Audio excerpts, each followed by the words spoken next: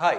So Kings ലെവൻ്റെ ചാനലിലൂടെ തന്നെ നിങ്ങൾ കണ്ടു കാണും ഇറ്റ്സ് ടൈം ഫോർ GIB എന്നുള്ളത് അല്ലേ. നമ്മൾ GIB എന്താണെന്ന് പറഞ്ഞു, GIB എന്നാണെന്ന് പറഞ്ഞു, GIBയുടെ സിലബസിനെ കുറിച്ചൊക്കെ പറഞ്ഞു.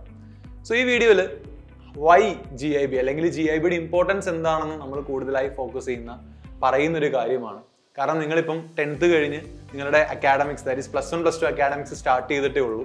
സോ 10th ക്ലാസ് വരെ നിങ്ങൾ എഴുതിയിട്ടുള്ള മേജർ പരീക്ഷ എന്ന് പറഞ്ഞാൽ ചിലപ്പോൾ നിങ്ങളുടെ 10th ക്ലാസ്സിലെ എക്സാം തന്നെയാണ്. നിങ്ങളുടെ ലൈഫിൽ നിങ്ങൾ ഏറ്റവും കൂടുതൽ എഴുതിയിട്ടുണ്ടായ അല്ലെങ്കിൽ ഏറ്റവും പ്രാധാന്യത്തോടെ കണ്ടിട്ടുള്ള ഒരു എക്സാം നിങ്ങളുടെ 10th എക്സാം ആയിരിക്കും, ബോർഡ് എക്സാം ആയിരിക്കും. അപ്പൊ ഇതിന് ശേഷമാണ് ശരിക്കും നിങ്ങൾ ഒരു എൻട്രൻസ് പോയിന്റ് ഓഫ് വ്യൂയിലേക്ക് വരുന്നതും. ഇപ്പം മെഡിസിൻ ആയിക്കോട്ടെ, എഞ്ചിനീയറിംഗ് ബാക്ക്ഗ്രൗണ്ടിലേക്കുള്ള engineering entrance exam, medicine entrance എക്സാമിനെ കുറിച്ചൊക്കെ കേൾക്കുന്നത്. സോ ഇപ്പോൾ സൈലത്തിൽ തന്നെ കിങ്സ് ലെവൻ സ്റ്റുഡൻസ് ആണെങ്കിലും അവർ നമ്മുടെ ക്ലാസ്സുകളിൽ ഉണ്ടാകുന്ന വീക്ക്ലി പരീക്ഷകളും ഗ്രാൻഡ് ടെസ്റ്റുകളും ചാപ്റ്റർ വൈസ് ടെസ്റ്റുകളൊക്കെയാണ് നിങ്ങൾ ഇപ്പം നിലവിൽ അറ്റൻഡ് ചെയ്തുകൊണ്ടിരിക്കുന്നത്. അപ്പം ഒരു 10th കഴിഞ്ഞ് എൻട്രൻസ് എക്സാമിനടക്കം പ്രിപ്പയർ ചെയ്യുന്ന ഒരു വിദ്യാർത്ഥിയെ സംബന്ധിച്ചിടത്തോളം നമ്മൾ ഇനി നേരിടാൻ പോകുന്ന എക്സാം എന്ന് പറയുന്നത് നിങ്ങളുടെ ബോർഡ് എക്സാംസ് മാത്രമല്ല. നിങ്ങളൊരു MBBS അഡ്മിഷൻ നേടുക, ഒരു IIT അഡ്മിഷൻ നേടുകയോ ചെയ്യണമെങ്കിൽ നിങ്ങൾക്ക് ആവശ്യമായിട്ടുള്ള NEET JEE പരീക്ഷകളാണ്. സോ ഈ NEET JEE പരീക്ഷ നിങ്ങൾ ഈ കണ്ട ബോർഡ് എക്സാം ആയിട്ടുള്ള ഡിഫറൻസ് നിങ്ങൾക്ക് ഞാൻ പറയാതെ തന്നെ അറിയാമെന്ന് വിശ്വസിക്കുന്നു. മൾട്ടിപ്പിൾ ചോയ്സ് ക്വസ്റ്റ്യൻസ് ആണ്, അത്യാവശ്യം കോമ്പറ്റീറ്റീവ്നെസ് ഉള്ള ഒരു എക്സാം ആണ്. കാരണം നമ്മൾ ഈ ബോർഡ് എക്സാം എഴുതുന്ന പോലെ നമ്മുടെ മാർക്ക് മാത്രം കാൽക്കുലേറ്റ് ചെയ്യുന്ന ഒരു പരീക്ഷയല്ല ശരിക്കും നീറ്റും JEEയും. നമ്മുടെ റാങ്കും ആ റാങ്കിനനുസരിച്ച് നമുക്ക് എവിടെയൊക്കെ സീറ്റ് കിട്ടാം എന്നും പ്രഡിക്റ്റ് ചെയ്യുന്ന ഒരു എക്സാം ആണ് ശരിക്കും ഇതെല്ലാം. അപ്പൊ അതുകൊണ്ട് തന്നെ നമ്മൾ ഇന്ത്യയിൽ എത്രത്തോളം ടോപ്പായിട്ട് പെർഫോം ചെയ്യുന്നു എന്നുള്ളത് മനസ്സിലാക്കിയിരിക്കേണ്ടത് ഭയങ്കരമായിട്ട് ഇമ്പോർട്ടൻ്റ് ആയിട്ടുള്ള ഒരു കാര്യമാണ്. അത് നിങ്ങളെ സംബന്ധിച്ചിടത്തോളം you are on the right track because you are going to write 2026 നീറ്റും JEEയും എഴുതാനിരിക്കുന്ന ആൾക്കാരാണ്.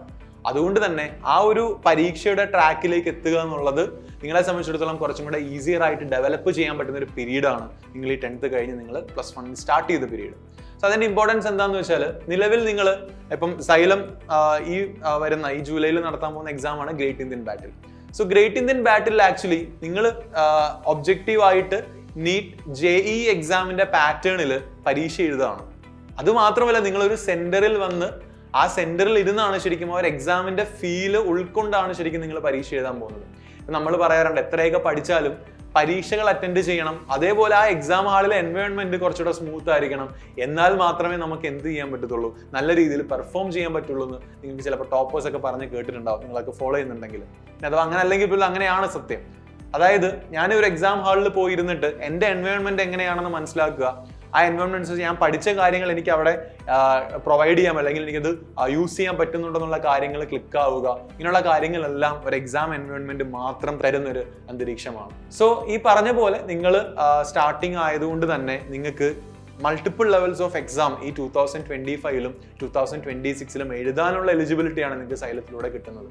സോ അങ്ങനെയുള്ളൊരു എക്സാം എഴുതി കഴിയുമ്പോൾ നിങ്ങൾക്ക് ആ എക്സാമിൽ ഹാൻഡിൽ ചെയ്യേണ്ട പ്രഷർ എന്തൊക്കെയാണ്, അല്ലെങ്കിൽ ആ എക്സാം ഹാളിൽ കൊണ്ടുപോകേണ്ട കാര്യങ്ങൾ, ഇപ്പോൾ നമ്മളിപ്പോൾ അഡ്മിറ്റ് കാർഡൊക്കെ വെച്ചിട്ടായിരിക്കും നിങ്ങൾ എന്തായാലും പോകാൻ ശ്രമിക്കുക. അപ്പം എക്സാം ഹാളിൽ കരുതേണ്ട കാര്യങ്ങൾ എന്തൊക്കെയാണ്, ടൈമിനെ എങ്ങനെ മാനേജ് ചെയ്യാം. ഫോർ എക്സാമ്പിൾ ഇപ്പോൾ NEET എക്സാം ആണെങ്കിൽ ഞാനിപ്പോൾ 2 മണിക്ക് സ്റ്റാർട്ട് ചെയ്താൽ 5:20 വരെ ഞാൻ അവിടെ ഇരിക്കണം.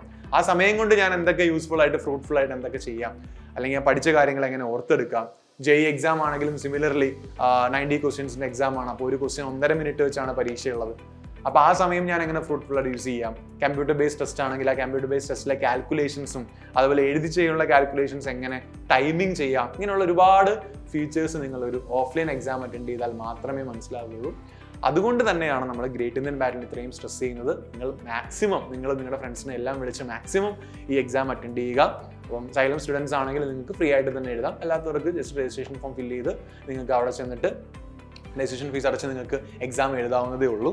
സോ അതുകൊണ്ട് തന്നെ ഗ്രേറ്റ് ഇന്ത്യൻ ബാറ്റിന് വേണ്ടിയുള്ള പ്രിപ്പറേഷൻസ് നല്ല എഫക്റ്റീവ് ആയിട്ട് തന്നെ നടത്തുക. എല്ലാവരും കമന്റ് ബോക്സിൽ പറയണം എവിടം വരെയാണ് നിങ്ങളുടെ പ്രിപ്പറേഷൻസ് ഉള്ളതും, എങ്ങനെയാണ് നിങ്ങളുടെ സ്റ്റഡി സ്ട്രാറ്റജീസ് പോകുന്നത്, ഒക്കെ എന്ത് ചെയ്യുക, ജസ്റ്റ് ഒന്ന് കമന്റ് ചെയ്യുക. അങ്ങനെ നിങ്ങളുടെ ഫ്രണ്ട്സ് എല്ലാം അത് അറിയിക്കുക ഇങ്ങനൊരു എക്സാം നടക്കുന്നുണ്ടെന്നും ആ എക്സാമിലൂടെ നിങ്ങൾക്ക് നിങ്ങളുടെ മൾട്ടിപ്പിൾ ചോയ്സ് ലെവൽ ക്വസ്റ്റ്യൻസിന്റെ സ്കിൽ ഇംപ്രൂവ് ചെയ്യാൻ പറ്റുന്നുള്ള കാര്യങ്ങളും ഫ്രണ്ട്സിനേക്ക് അറിയിക്കുക.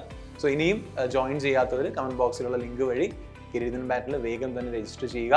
നല്ലപോലെ പഠിക്കുക. പ്രിപ്പറേഷൻസ് സ്റ്റാർട്ട് ചെയ്യേണ്ട സമയമായി, റിവിഷൻസ് ഒക്കെ സ്റ്റാർട്ട് ചെയ്യേണ്ട സമയം. ഇപ്പോൾ നിങ്ങളുടെ ക്ലാസ് എങ്ങനെയാണോ ആ ക്ലാസ്സിന്റെ കൂടെ തന്നെ നമ്മുടെ സിലബസ് യൂട്യൂബ് ചാനലിൽ തന്നെ കൊടുത്തിട്ടുണ്ട്. സോ ആ സിലബസിലൂടെ ഒന്ന് കടന്നുപോയി എന്തൊക്കെ പഠിക്കണം, പ്രീവിയസ് ഇയർ ക്വസ്റ്റൻസ് എന്തൊക്കെയാണെന്നുള്ളതൊക്കെ നോക്കി അടിപൊളിയായി പെർഫോം ചെയ്യാൻ ശ്രമിക്കുക.